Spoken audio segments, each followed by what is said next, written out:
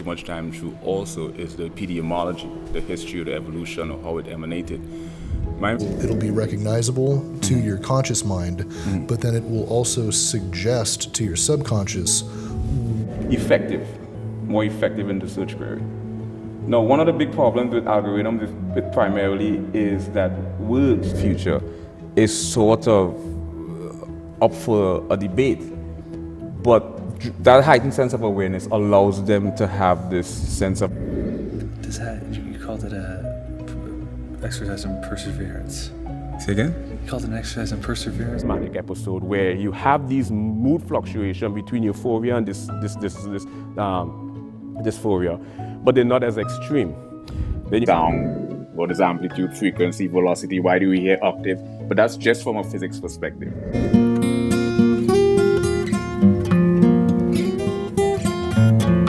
Self-explanatory.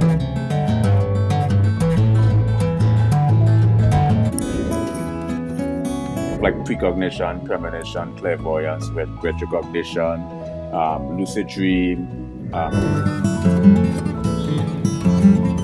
extrasensory perception.